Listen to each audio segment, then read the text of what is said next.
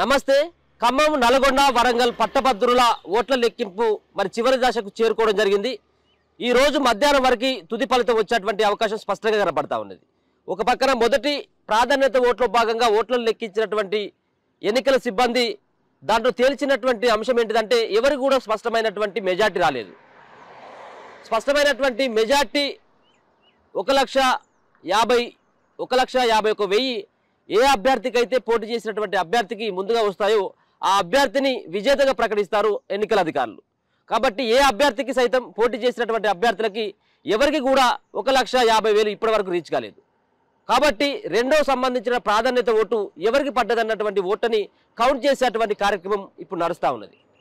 మొదటి ప్రాధాన్యత ఓట్లను కనుక మనం చూసుకున్నట్టయితే కాంగ్రెస్ పార్టీ అభ్యర్థి తీన్మార్ మల్లన్నకి 1,22,813 ఓట్లు ఆయనకు వస్తే బీజేపీ అభ్యర్థి ప్రేమేందర్ రెడ్డికి 43,313 ఓట్లు ఆయనకు రావడం జరిగింది. అలాగే బీఆర్ఎస్ పార్టీకి సంబంధించిన అభ్యర్థికి 1,04,248 ఓట్లు రావడం జరిగింది. ఇక ఇండిపెండెంట్గా పోటీ చేసినటువంటి అశోక్కి 29,697 ఓట్లు ఆయనకు రావడం జరిగింది.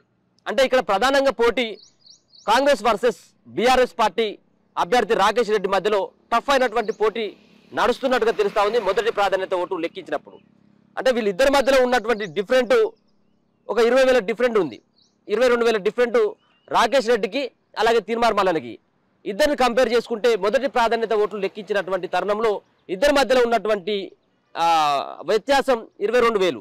రాకేష్ రెడ్డి పైన 22,000 ఆధిక్యంలో మల్లన్న మొదటి ప్రాధాన్యత ఓట్లు లెక్కించిన తర్వాత స్పష్టంగా అర్థమవుతా ఉన్నది.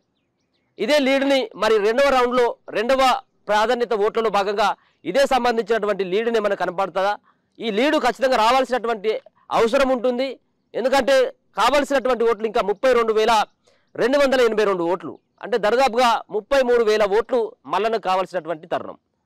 అంతేకాకుండా మల్లన్న గెలవాలంటే 32,282 ఓట్లు అవసరమైతే ఒకవేళ బీఆర్ఎస్ పార్టీ అభ్యర్థి రాకేష్ రెడ్డి గెలవాలంటే 50,847 ఓట్లు, అంటే దరిదాపుగా 51,000 ఓట్లు ఆయనకు అవసరం. మరి ఈ రెండో ప్రాధాన్యత ఓటు మరి ఎవరికి అనుకూలిస్తుంది, ఎవరికి వాళ్ళకి మరి వాళ్ళకు సంబంధించిన ప్రతికూలంగా మారుతుంది అనేది కూడా చూడాలి. మరి రెండవ ప్రాధాన్యత ఓట్లని లెక్కించేటువంటి పనులు ఇప్పటికే అధికారులు నిమగ్నం అయిపోయారు. నిన్న సాయంత్రం 8 గంటల నుంచి ఎలిమినేషన్ రౌండ్ ప్రక్రియ కొనసాగుతూ ఉంది. మొదటి ప్రాధాన్యత ఓట్లలో ఫలితం తేలకపోవడంతో ఎలిమినేషన్ రౌండ్, రెండో ప్రాధాన్యత ఓటుని ఎలిమినేషన్ రౌండ్ అంటారు. ఈ ఎలిమినేషన్ రౌండ్ నిన్న రాత్రి 8 గంటల నుంచి కొనసాగుతూ ఉన్నది. ఎంత కొనసాగినప్పుడు కూడా వాస్తవంగా 5వ తేదీన కౌంటింగ్ ప్రక్రియ ప్రారంభమైతే మరి 7వ తారీఖు అవుతా ఉంది. దాదాపుగా 2 రోజులు గడిచిపోయింది. ఇప్పటి వరకు కూడా తుది ఫలితం అనేది రాలేదు. ఈ రోజు ఖచ్చితంగా తుది ఫలితం అనేది కూడా వెలువడే అవకాశం ఉంది. ఎందుకంటే ఈ ఎలిమినేషన్ ప్రక్రియ కూడా ఆల్మోస్ట్ నిన్న నుంచి కొనసాగుతూ ఉన్నటువంటి పరిస్థితి. ఇప్పటికే మనకు అందుతున్నటువంటి సమాచారం ప్రకారం 46 మంది ఇప్పటికే ఎలిమినేషన్ అయిపోవడం జరిగింది. అంటే రెండో ప్రాధాన్యతని ప్రామాణికంగా తీసుకొని కింద ఉన్నటువంటి ఓట్లు చిట్ట చివరిగా ఎవరికైతే ఓట్లు తక్కువ ఓట్లు ఉన్నాయో వాళ్ళ దగ్గర నుంచి మొదటి ఓట్లు వాళ్ళకి వేస్తే వాళ్ళ దాంట్లో సెకండ్ ప్రయారిటీ ఎవరికి వేసింది అనేది దాన్ని కౌంట్ చేస్తారు. కాబట్టి ఈ కౌంటింగ్ ప్రక్రియ కూడా నిన్న ఈవినింగ్ నుంచే కొనసాగుతూ ఉన్నది. దాంట్లో భాగంగా 46 మందికి సంబంధించినటువంటి ఓట్లని సెకండ్ ప్రయారిటీ ఓట్లని లెక్కించినటువంటి పరిస్థితి. దాంట్లో భాగంగా ఈ 46 మందిని ఎలిమినేషన్ ఆల్మోస్ట్ అయిపోయారు. ఇక బరిలో ఉన్నటువంటి కేవలం 6 మాత్రమే ఉన్నారు. మరి 6 మాత్రమే ఉన్నారు. ఈ 6 ఓట్లని లెక్కించాల్సినటువంటి పరిస్థితి ఏర్పడ్డది. ఇక ఈ 6 అంటే మల్లన్న వర్సెస్ ఇక్కడ బీఆర్ఎస్ పార్టీకి అభ్యర్థి రాకేష్ రెడ్డి మధ్యలో పోటీ ఉంది కాబట్టి వీళ్ళిద్దరికీ కావాల్సినటువంటి ఓట్లు ఒకరికేమో 50,000 కావాలి గెలవాలంటే, ఒకరికేమో 32,282 కావాలి. మరి ఈ వచ్చేంత వరకు కూడా కౌంట్ చేస్తారు. ఎలిమినేషన్ ప్రక్రియ ఉంటుంది. ఈ ఎలిమినేషన్ ప్రక్రియలో భాగంగా 46 మందిని ఎలిమినేషన్ చేస్తే మిగతా ఉన్నటువంటి 6 ఓట్లని లెక్కించాల్సింది. అయితే ఈ యొక్క సెకండ్ ప్రయారిటీ ఓట్లలో కూడా మల్లన్నకి సుమారుగా 780 ఓట్లు 780 ఓట్లు రాకేష్ రెడ్డి కంటే ముందు వరుసలో ఉన్నాడు. ఇప్పటికే మెజార్టీ ఉంది మొదటి ప్రాధాన్యత ఓట్లో. రెండో ప్రాధాన్యత ఓట్లు లెక్కిపెట్టినటువంటి తరుణంలో మల్లన్నకు వచ్చినటువంటి ఓట్లు 4,500 వస్తే రాకేష్ రెడ్డికి 3,700 ఓట్లు రావడం జరిగింది. అంటే దరిదాపుగా వీళ్ళిద్దరి మధ్యలో ఒక 800 డిఫరెంట్ కనబడతా ఉన్నది. 800 డిఫరెంట్. ఇప్పటికే 1,22,000 813 ఓట్లు సాధించినటువంటి మల్లన్న మరి 4500 ఓట్లు కలిపినట్టయితే ఉంటే సుమారుగా 1,27,000కు ఆల్మోస్ట్ చేరుకోవడం జరుగుతుంది. అయితే ఈ యొక్క ఎలిమినేషన్ ప్రక్రియ కూడా 46 మందిని ఎలిమినేషన్ చేస్తే వాళ్ళకు ఉన్నటువంటి ఓట్లు 11,232 ఓట్లను లెక్కించినటువంటి తరుణంలో మల్లన్నకు వచ్చినటువంటి ఓట్లు 4,500 ఓట్లు. కాబట్టి ప్రతి రౌండ్లో కూడా మల్లన్న ఆధిక్యతనైతే కనబరుస్తున్నాడు. అక్కడ ఉన్నటువంటి లక్ష్యానికి చేరువలో కనబడతా ఉన్నాడు. ఒకసారి చూద్దాం మరి ఈ యొక్క 46 మందిని ఎలిమినేషన్ చేసిన తర్వాత ఇప్పుడు ఉన్నటువంటి వాళ్ళు ఎవరైతే నెక్స్ట్ ఇప్పుడు వచ్చేటువంటి రౌండ్ అతి కీలకమైనటువంటి రౌండ్గా చెప్పుకోవచ్చు. ఎందుకంటే ఈ ఎలిమినేషన్ ప్రక్రియలో భాగంగా ఎక్కువ ఓట్లు పడ్డటువంటి వ్యక్తి ఒక పక్కన ఇండిపెండెంట్ అభ్యర్థి అశోక్ 29,697 ఓట్లు. అంటే ఈ 29,697 ఓట్లను లెక్కించినట్టయితే సెకండ్ ప్రయారిటీ ఓటు ఎవరికి పడ్డది దీన్ని ప్రామాణికంగా తీసుకుంటారు.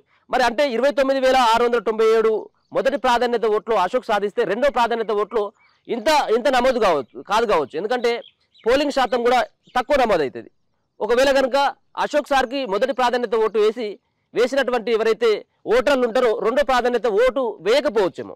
కాబట్టి ఈ 29,697 ఓట్లలో కేవలం 15 నుంచి 16,000 ఓట్లు మాత్రమే సెకండ్ ప్రయారిటీలో పడ్డట్టుగా మనం భావించవచ్చు. మరి ఈ 1,600 2,000 వరకు ఓట్లు పడినట్టయితే ఉంటే 20,000 వరకు ఓట్లు పడ్డట్టయితే ఉంటే 15 నుంచి 20,000 ఓట్ల మధ్యలో అశోక్ సార్కి రెండో ప్రాధాన్యత ఓటు ప్రామాణికంగా తీసుకుంటే మొత్తం 20,000 ఓట్లు సెకండ్ ప్రయారిటీలో మల్లన్నకి ఇచ్చినప్పుడు కూడా గెలిచేటువంటి ఆస్కారం లేదు. ఎందుకంటే ఇప్పటికీ ఆయనకు ఉన్నటువంటిది కేవలం 1,26,000 ఓట్లు మాత్రమే. కావాల్సింది ఆయనకు 32,000 ఓట్లు మెజార్టీ కావాలి. 32,000 ఓట్లు ఇంకా 32,000 ఓట్లు ఆయనకు అవసరం ఉన్నది. కాబట్టి ఈ 20,000 ఓట్లు సెకండ్ ప్రయారిటీలో మొత్తం కలిపినప్పుడు కూడా మల్లన్న గెలవడు. కాబట్టి మల్లన్న గెలవడు. రెండోది బీజేపీ పార్టీ అభ్యర్థికి పడ్డప్పుడు బీజేపీ అభ్యర్థికి కూడా గెలిచేటువంటి ఆస్కారం అసలు ఉండదు. మరి ఇక్కడ వచ్చినటువంటి అంశం ఏంటిదంటే ఖచ్చితంగా బీజేపీ పార్టీ అభ్యర్థి ప్రేమేందర్ రెడ్డి యొక్క ఓట్లని ఖచ్చితంగా విప్పినట్టయితుంటేనే దాంట్లో తేలేటువంటి ఆస్కారం ఉంటుంది. ఇప్పటికి ఎలిమినేషన్ ప్రక్రియలో దాదాపుగా 46 మందిని ఎలిమినేషన్ చేసిండు. ఈ యొక్క అశోక్ సార్కి సంబంధించినటువంటి కౌంటింగ్ అవుతా ఉన్నది. రెండో ప్రాధాన్యత ఓటు అశోక్ సార్కు సంబంధించినటువంటి 29,697 ఓట్లలో పడ్డటువంటి సెకండ్ ప్రయారిటీ ఓట్లని లెక్కిస్తా ఉన్నారు. మరి ఈ యొక్క ఫలితం రావడానికి మధ్యాహ్నం 1 గంటల వరకు ఈ యొక్క అశోక్కు సంబంధించినటువంటి ఓట్ల లెక్కింపు కార్యక్రమం అయిపోతుంది. దాంట్లో విజేత ఎవరో కూడా తెలియదు. ఇక మరి విజేత డిసైడ్ చేసేది బీజేపీ పార్టీ అభ్యర్థికి ప్రేమేందర్ రెడ్డికి పడ్డటువంటి మొదటి ప్రాధాన్యత ఓట్లు ఆయనకు 43,313 ఓట్లు పడ్డాయి. ఈ యొక్క 43,313 ఓట్లలో సెకండ్ ప్రయారిటీ ఎవరికి పడ్డది అనేది కూడా కొంత ఉత్కంఠమైనటువంటి పరిస్థితి అయితే చూసుకోవచ్చు. అభ్యర్థుల్లో టెన్షన్ అయితే ఉన్నది. గెలుపు చివరి వరకు వచ్చినటువంటి మల్లన్న కూడా కాన్ఫిడెంట్గా చెప్పలేకపోతా ఉన్నాడు. మరో పక్కన రాకేష్ రెడ్డి సైతం నిన్న చేసినటువంటి అడావిడి మామూలు అడావిడి కాదు, రచ్చ చేయడం జరిగింది. ఈ రచ్చ వెనుక ఓడిపోతాడన్నటువంటి కారణంతో రాకేష్ రెడ్డి రచ్చ చేసడం జరిగింది. ఒక పక్కన ఎన్నికల అధికారులు, మరో పక్కన పోలీసులు, ఎన్నికల సిబ్బంది, కలెక్టర్ హరిచంద్ర పైన విమర్శలు చేయడం జరిగింది. పూర్తి స్థాయిలో ఏకపక్షంగా కాంగ్రెస్ పార్టీకి అధికారులు సహకరిస్తూ ఉన్నారు. అంతేకాకుండా ఇక్కడ అవకతవకలు జరుగుతూ ఉన్నాయి. ఈ ఓట్ల సంబంధించినటువంటి కౌంటింగ్ విషయంలో పూర్తి స్థాయిలో అది కాంగ్రెస్ పార్టీకి అనుకూలంగా ఈ అధికారులంతా కూడా వాళ్లకు అనుకూలంగా పనిచేస్తూ ఉన్నారు అన్నటువంటి విమర్శలు చేస్తూ ఉన్నారు. ఈ విమర్శల వెనుక కొంత ఆయన ఆందోళన చెందుతున్నట్టుగా, ఓటమిని అంగీకరించినట్టుగానే ఆయన వ్యాఖ్యలు చేస్తూ ఉన్నాడని చెప్పేసి నిన్న మల్లన్న కూడా మాట్లాడడం జరిగింది. కాబట్టి చూద్దాం. ఇప్పటివరకు అయితే ఇద్దరు అభ్యర్థులు తీన్మార్ మల్లన్న, రాకేష్ రెడ్డి ఇప్పటికే కౌంటింగ్ కేంద్రంలోకి వెళ్ళడం జరిగింది.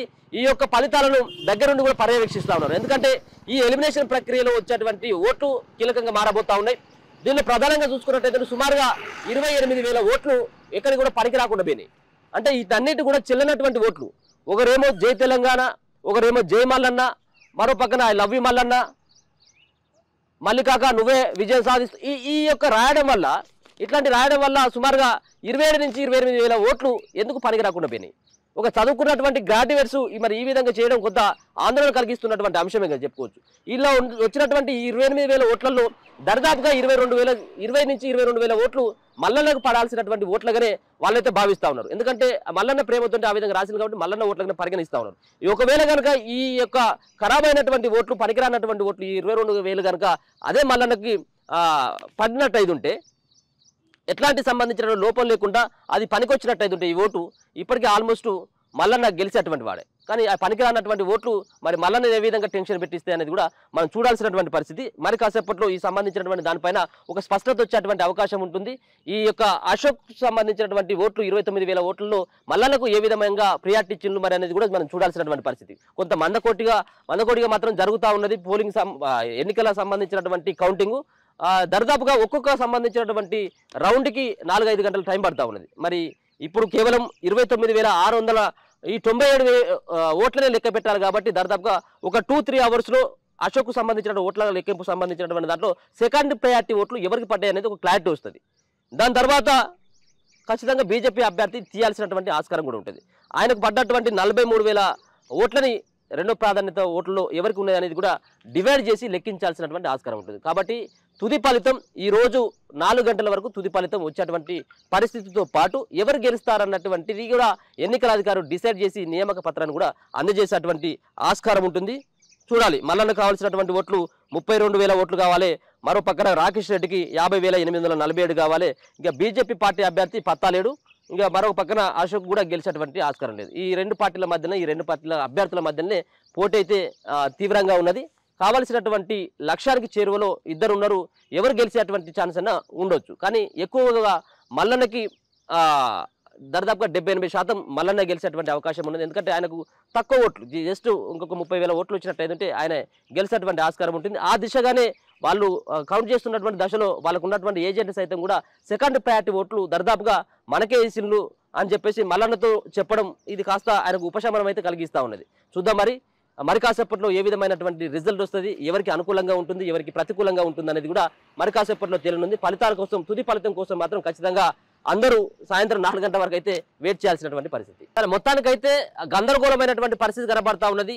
రెండో ప్రయారిటీ ఓట్లను లెక్కించేటువంటి తరుణంలో మొదటి ప్రయారిటీ ఓట్లను పూర్తిగా లెక్కించిన తర్వాత బీఆర్ఎస్ పార్టీకి సంబంధించినటువంటి అభ్యర్థి రాకేష్ రెడ్డి కొంత అల్చల్ చేయడం జరిగింది. ఒక పక్కన అక్కడ ఉన్నటువంటి కాంగ్రెస్ పార్టీకి అందరు అధికారులు సహకరిస్తారన్నటువంటి ఆరోపణలు చేయడం జరిగింది.